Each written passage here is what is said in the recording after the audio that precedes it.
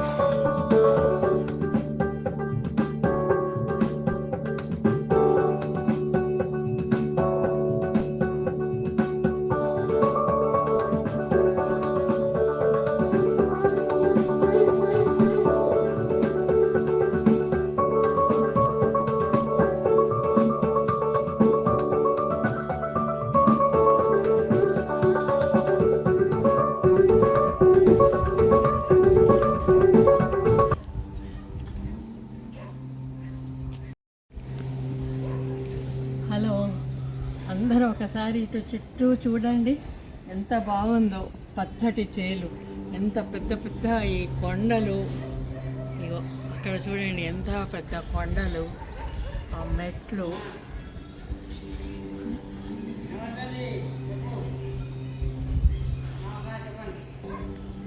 ఈరోజు మనం ఒక ప్రత్యేకమైన ప్రశస్తి చెందిన దేవాలయానికి వచ్చాం. మేము ఉదయం 6:30కి హైదరాబాదులో బయలుదేరాము. ఇప్పుడు ఇక్కడికి వచ్చేసరికి 9:15 అయింది. ఎక్కడి నుంచి వచ్చాము అంటే జనగాం మీదుగా వచ్చి సూర్యాపేట వచ్చే బ్రిడ్జ్ ఎక్కి కొంచెం దూరం వచ్చి లెఫ్ట్కి తిరిగితే 28 కిలోమీటర్ల దూరం లోపలికి వస్తే పాలకుర్తి సోమేశ్వర స్వామి వారి ఆలయం ఉంది. ఆ ఆలయము ఇంత పచ్చని ప్రకృతిలో, కొండలలో, గుహలో, ఇక్కడ శివుడికి కేశవుడికి ఏమాత్రం భేదం లేదని, శివుడు ఒక గుహలో, కేశవుడు ఒక గుహలో వెలిశారు. అలాగే పక్కనే అమ్మవారు కూడా ఉన్నారు. ఈ స్థలం యొక్క ప్రశస్తి ఏంటంటే, ఇక్కడ పూర్వకాలము ఇదంతా చాలా పెద్ద అడవి. ఈ అడవిలో ఋషులు తపస్సు చేసుకుంటూ ఉంటే సోమేశ్వర స్వామి వారికి ప్రత్యక్షమయ్యి వారి కోరిక మీద ఇక్కడ వెలిశారు అనేసి ఒక పురాణం.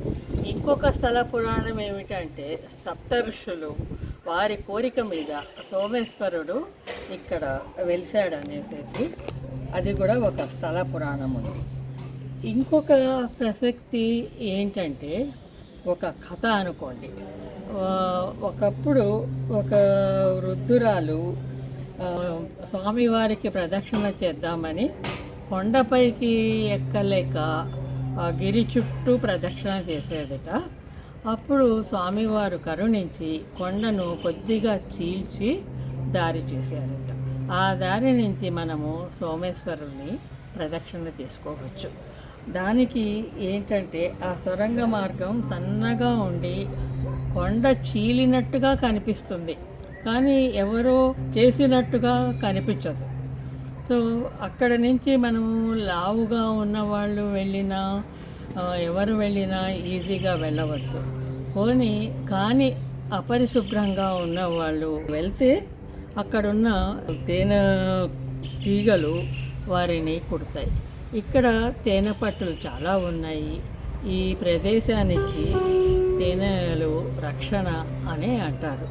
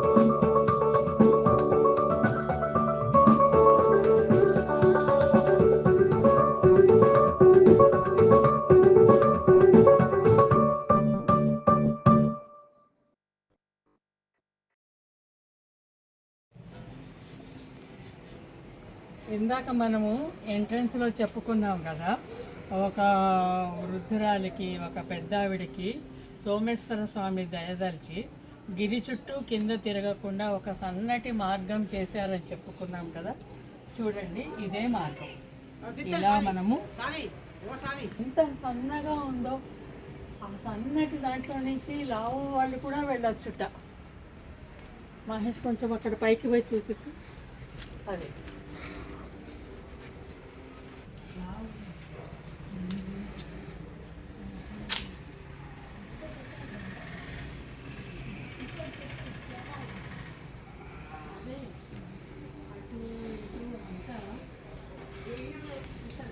స్వామివారి మహత్యము మనము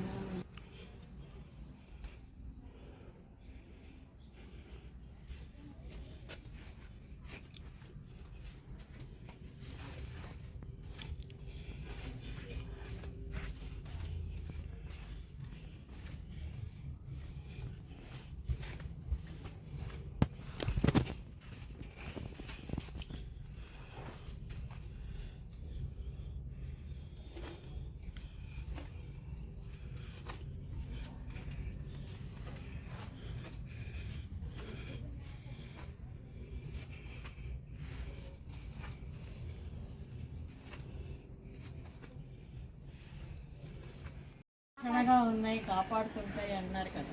ఇక్కడ కూడా ఒక తేనె తట్టు ఉంది పెద్దది, తేనెటీగలు.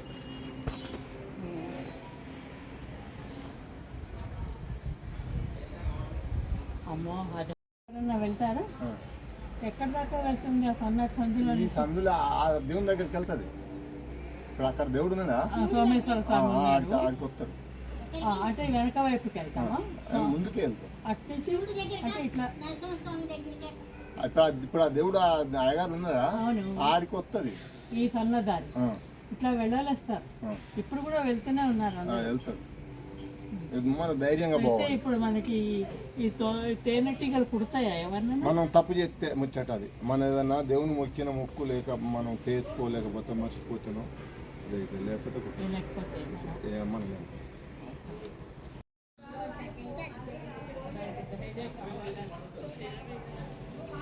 ఇక్కడ నుంచి మెట్లెక్కి వెళ్తే మనము అఖండ దీపం దగ్గరికి వెళ్తామట. ఆ పైన అఖండ దీపం ఉంది. ఎప్పుడు వెళ్ళి ఈ మెట్లెక్కి మనం పైకి ఎక్కాలి. పైకి ఎక్కి వెళ్తే అఖండ దీపానికి వెళ్తాం.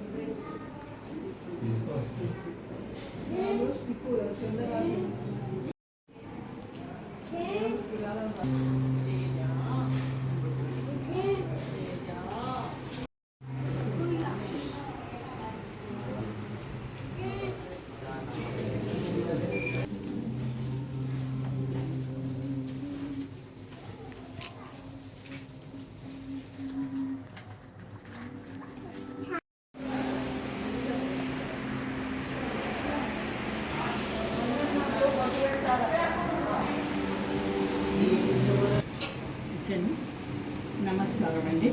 నా పేరు కమల. నాకు సాహితీమాల అనే ప్రభాత కమలం అని యూట్యూబ్ ఛానల్స్ ఉన్నాయి. నా సాహితీమాలలో నేను ఇలాంటి ప్రాచీనమైన దేవాలయాల గురించి పోస్ట్ చేస్తూ ఉంటాను. సో ఈ దేవాలయము ఇక్కడ ఋషులు తపస్సు చేశారని, స్వామివారు వారి కోరిక మీద ఇక్కడ వెలిశారని, శివకేశవులు పక్క పక్కనే ఉంటారని ఇలా నేను చదివాను. మీరు సంపూర్ణంగా మాకు అర్థమయ్యేటట్టు చెప్పగలరు? ఓకే అమ్మా. మీ పేరు? దేవగిరి అనిల్ శర్మ. నేను ముఖ్య అర్చకుని. ఇక్కడ ముఖ్య అర్చకుని. ఓకేనండి. మరి ఈ దేవాలయం ఎలా వచ్చింది మొత్తము మాకు వీలైనంత తెలుసు. నమశివాభ్యాం నవయౌవనాభ్యాం పరస్పరాశ్లిష్ట వపుర్ధరాభ్యాం నగేంద్రకన్యా వృషకేతనాభ్యాం నమో నమః శంకర పార్వతీభ్యాం. శ్రీ చండికా సమేత సోమేశ్వర లక్ష్మీ నరసింహస్వామి దేవాలయం, పాలకుర్తి క్షేత్రం. ప్రస్తుతం జనగామ జిల్లా నుండి 32 కిలోమీటర్ల దూరంలో ఈ పాలకుర్తి క్షేత్రం. దాదాపుగా 1200 సంవత్సరాల క్రితం యోగులు తపస్సు చేయగా యోగులు తపస్సుకు మెచ్చి ఇక్కడ స్వామివారు స్వయంభూలింగంగా వెలిసినటువంటి స్వామి. అదేవిధంగా నామాలాకారంగా లక్ష్మీ నరసింహస్వామి కూడా వెలిసినటువంటి స్వామి. ఇక్కడ శివాయ విష్ణురూపాయ శివరూపాయ విష్ణవే శివస్య హృదయం విష్ణో విష్ణోచ్చ హృదయం శివ అని మనకు పురాణంలో శ్లోకం కూడా చెప్పబడింది. ఇక్కడ ఒక ముసలావిడ వృద్ధురాలు రోజు కూడా గిరి చుట్టూ ప్రదక్షిణం చేసేదంట. స్వామివారి స్వప్నం సాక్షాత్కరించి, అమ్మా నువ్వంత కష్టం ఎందుకు పడుతున్నావు, రేపటి నుంచి నా దగ్గర నుంచే ప్రదక్షిణం చేయని చెప్పనేసరికి ఆ వృద్ధురాలు తెల్లారి కొండ మీదకి పైకి వచ్చి చూసుకునేసరికి ఇదంతా కూడా ఇటు శివుడికి అటు కేశవుడికి లక్ష్మీ నరసింహస్వామి కూడా ఒకటే ప్రదక్షిణ మార్గంగా ఒకటే గుండు ఇట్లా చీల్చుకొని ప్రదక్షిణ మార్గం కూడా సహసిద్ధంగా వెలిసినటువంటిది. స్వామివారికి శుద్ధికి నిదర్శనం పైన తేనెతిట్టలుంటాయి. ఎవరైనా అశుభ్రంగా కానీ హేళనాభావంగా కానీ ఎవరైనా మొక్కుని తీర్చుకోకుండా తప్పనిసరి వెంబడిస్తాయి అనేటువంటి ప్రతీతి ఇప్పుడు కూడా ఉంది. ఇక్కడ సోమనాథ మహాకవి పూర్వీకులు కూడా ఈ స్వామివారిని ఆరాధించినట్టుగా భస్మపురాణం పండితారాధ్య చరిత్రలో తెలుస్తూ ఉంది. మరి ఆరాధించారు కాబట్టి ఈ స్వామివారి పేరు సోమేశ్వరుడైతే అదే సోమనాథ మహాకవికి వాళ్ళ తల్లిదండ్రులు సోమనాథుడు అని పేరు పెట్టినట్టు మనకు తెలుస్తూ ఉంది. భక్తి ప్రధానం. దాదాపుగా ఈ మధ్యకాలంలో ఒక 25 సంవత్సరాల క్రితం కూడా 316 మెట్లు ఎక్కి స్వామివారిని దర్శిస్తే గాని దర్శనం చేసుకునేటువంటి భాగ్యం అందరికీ ఉండేది.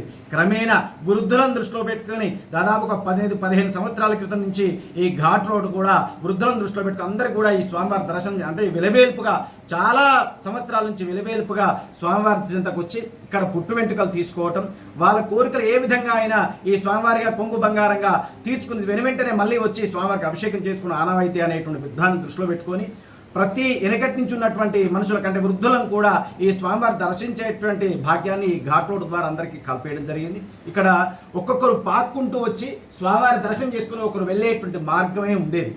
అది క్రమేణా భక్తుల ఆర్థిక సహాయంతో ఈ 2 గుహలు కూడా ఇటు సోమేశ్వరుడు అటు లక్ష్మీ నరసింహస్వామి కూడా ఇదంతా దాదాపుగా ఒక 40-50 మంది పట్టేటువంటి విధంగా నిలబడేటువంటి విధంగా తయారు చేయడం జరిగింది. ఇక్కడ శ్రవణ మాసంలో చివరి 5 రోజులు లక్ష బిల్వార్చన స్వామివారికి, కుంకుమార్చన అమ్మవారికి, లక్ష్మీ నరసింహస్వామి వారికి తులసి అర్చన, అదేవిధంగా అమ్మవారికి చండీ హవన కార్యక్రమాలంతా కూడా శ్రావణ మాసం చివరి 5 రోజులు జరుగుతూ ఉంటాయి. అదేవిధంగా కార్తీక మాసం అంతా కూడా ఈ మాసం కార్తీక మాసం ప్రతిరోజు మహన్యాసపూర్వక ఏకాదశ రుద్రాభిషేకాలు చాలా వైభవపేతంగా జరుగుతూ ఉంటాయి. అదేవిధంగా కార్తీక మాసంలో చాలా విశేషమైనటువంటి రోజు కార్తీక పౌర్ణమి దినాన సాయంత్రం 7:30 గంటలకి శబరిమలలో అఖండ జ్యోతి అనేటువంటి విధంగా ఉంటుందో మకర జ్యోతి, అదేవిధంగా అరుణాచలంలో ఏ విధంగా పౌర్ణమి ప్రతి పౌర్ణమికి ఏ విధంగా అఖండ జ్యోతి ఉంటుందో ఇక్కడ సంవత్సరానికి ఒకసారి అఖండ జ్యోతి అనేటువంటి విధానాన్ని కార్తీక పౌర్ణమి నాడు సాయంత్రం 7:30 గంటలకి పైన శిఖరం దగ్గర దాదాపుగా ఒక 8 ఫీట్ల కైవారంతో స్వామివారికి అవన్నీ కూడా ఒత్తులు నేతితో సహా కర్పూరంతో సహా అంతా వెలిగించడం జరుగుతుంది. దాదాపుగా 20-25 ఫీట్ల జ్వాలతో ఆ పీఠాధిపతి గారితో ప్రతి సంవత్సరం ఒక పీఠాధిపతి గారితో 7:30 గంటలకు అక్కడ జ్వాల వెలిగేయటం జరుగుతుంది.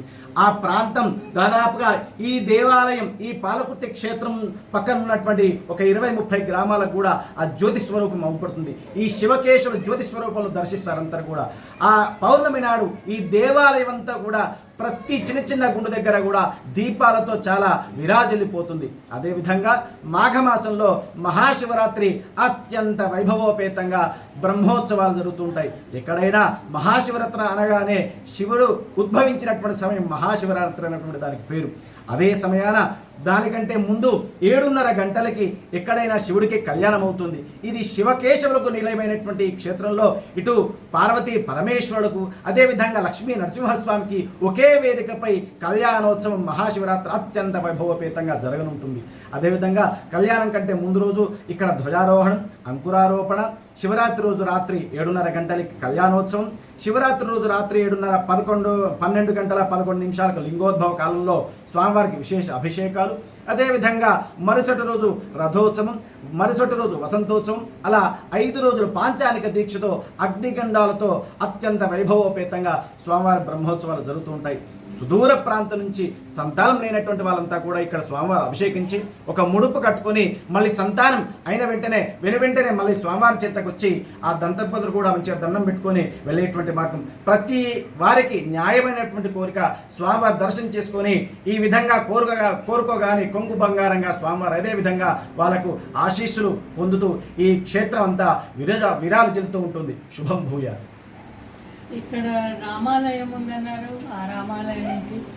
ఇక్కడ నుంచి దాదాపు ఒక 6 కిలోమీటర్ల దూరంలో వాల్మీకి మహర్షి అనేటువంటి వాల్మీకి ఇక్కడ నుంచి 6 కిలోమీటర్ల దూరంలో వైభవంగా సీతారామచంద్ర స్వామి దేవాలయం అక్కడ కూడా ఉంటుంది, గుండాలు ఉంటుంది, అక్కడ కూడా మహిమాన్వితమైనటువంటి క్షేత్రం.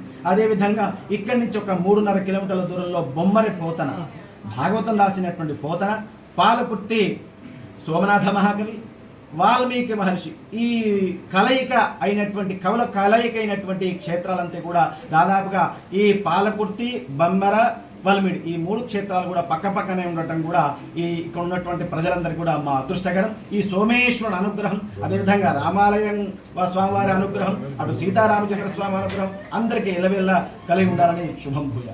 ఇప్పుడు పోతన గారు ఏదో పద్యం రాస్తూ మర్చిపోతే రామలక్ష్మణుని వచ్చి పూర్తి చేశారంటారు, దానికి చిన్న రామాలయం కట్టించారంటారు రామలక్ష్మణుడు. అక్కడే ఆ వల్మిడి గ్రామంలో చిన్న ఒక గుండాలు ఉంటాయి దానికి ఏర్పాటుగా. అక్కడ ఉన్నటువంటి రామాయణం రాసినటువంటిది అంతా కూడా ఆ గుండాలు ఏర్పాటు చేయడం జరిగింది. అదంతా కూడా మీరు చూస్తే అక్కడికి వెళ్తే చాలా బాగుంటుంది. ఇప్పుడున్నటువంటి అంతకుముందు ఉన్నటువంటి ఈ దాదాపు ఒక 4-5 సంవత్సరాలు కూడా క్షేత్రం అంతా కూడా చాలా అభివృద్ధి చేయడం జరిగింది. ఇదంతా కూడా అక్కడికి వెళ్ళి చూస్తే అంతా అర్థమవుతుంది. మహాశంభోరణ్యేశ్వరగంటే వైవస్వత మన్వంతం భూదేవి భారతి ఈశాన్య ప్రదక్షిణ గోదావరియోర్ మధ్యదేశే క్షీరగరు శ్రీ చండికా సమేత సోమేశ్వర లక్ష్మీ నృసింహస్వామి నమస్తే బ్రాహ్మణ హరిహార వ్యావహారిక చాంద్రమార్య ప్రభావాది షష్ఠ సంవత్సరాల మధ్య విజయ విశ్వాసునామ సంవత్సరే చతుర్భ్యాం తిథౌ వాసరాపాదరస్థౌ లక్ష్మీవాసరుక్తానాం భృగువాసరే శుభనక్షత్ర శుభకరణ ఏవం గల విశేష దృష్టాయాం శోభాతిథౌ శ్రీమాన్ మంగోత్రం ప్రభాత్ కుమార్ నామధేయస్య సహ కుటుంబస్య లేకపోతే కమలాదేవి నామధేయస్య విపిన్ కుమార్ నామధేయస్య అనుపమా నామధేయస్య మేఘా నామధేయస్య గౌరవ్ నామధేయస్య భారద్వాజ గోత్రోద్భవస్య సతీష్ నామధేయస్య సంయోగ్ నామధేయస్య అదితి నామధేయస్య విక్రమ్ నామధేయస్య కౌన్సిల్. అక్కడ మనము ఈశ్వరుణ్ణి చూసాము, పెద్ద పూజారి గారు మొత్తం చరిత్ర చెప్పారు. సో ఇక్కడ లక్ష్మీ నరసింహస్వామి ఉన్నారు.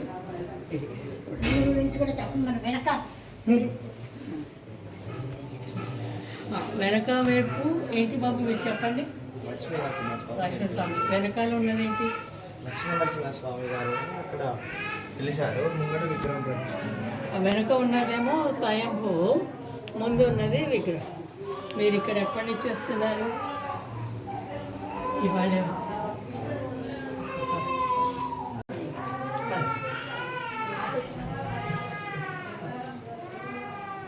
లోపలికి వెళ్ళు, ఇంకా ఫేస్ బయటకు వచ్చినట్టుగా లోపలికి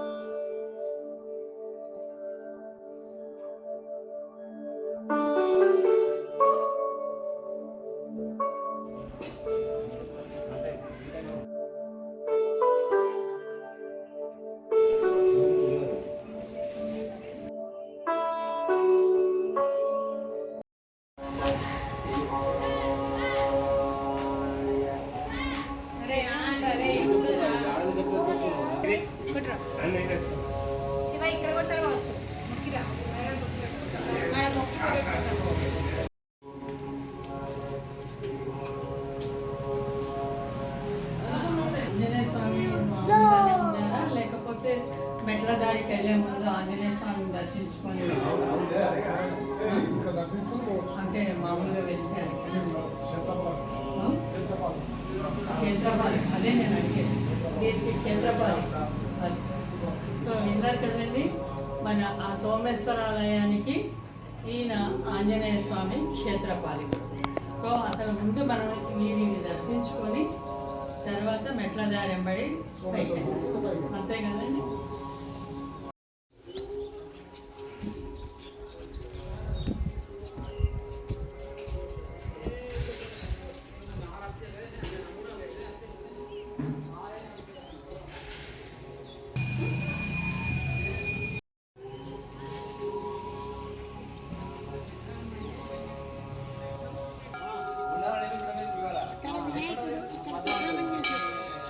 క్షేత్రపాలికుడైన హనుమంతుల వారిని దర్శించుకొని అంటే పూర్తి ఈ సోమేశ్వరాలయానికి క్షేత్రపాలికుడు హనుమంతుల వారు.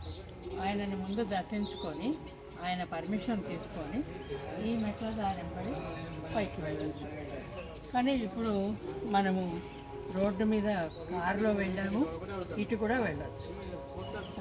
అసలు మెయిన్ దారి ముందు నుంచి వాడుతున్న దారి ఇది. ఇదండి సోమేశ్వర ఆలయం గురించిన విశేషాలు విన్నా మీకు అందరికీ కూడా ధన్యవాదాలు.